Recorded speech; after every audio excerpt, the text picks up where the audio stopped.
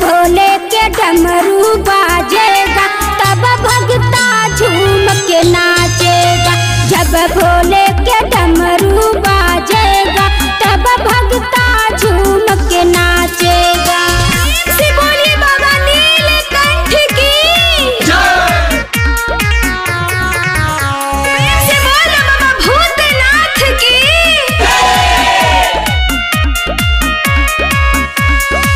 जल चढ़ाया फूल बरसाए, जल चढ़ाया फूल बरसाए, सिर के मुकुट सजाएगा। जब भोले के डमरू बाजेगा तब भगता झूम के नाचेगा। जब भोले के डमरू बाजेगा तब भगता झूम के नाचेगा। शिवोली बाबा नीलकंठ की जय। शिवोली बाबा भूतनाथ की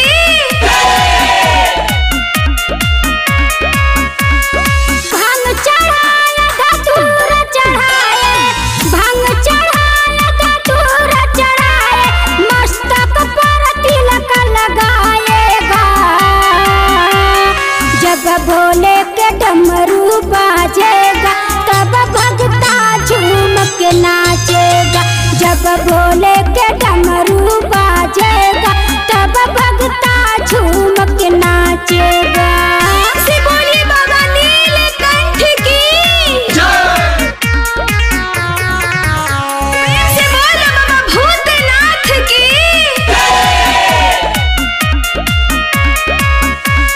सावन करे माझे में बरसे बदरिया, सावन करे माझे में बरसे बदरिया, अरे कांवरिया की कांवर हिलेगा। जब भोले के डमरू बाजेगा तब भगता झूम के नाचेगा। जब भोले के डमरू बाजेगा तब भगता झूम के नाचेगा। शिवोली बाबा नीलकंठ की जय। शिवोली बाबा भूतनाथ की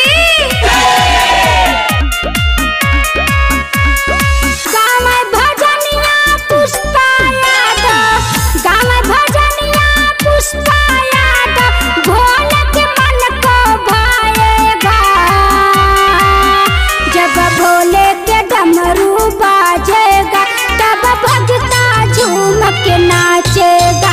जब भोले के डमरू बाजेगा तब भगता झूम के नाचेगा।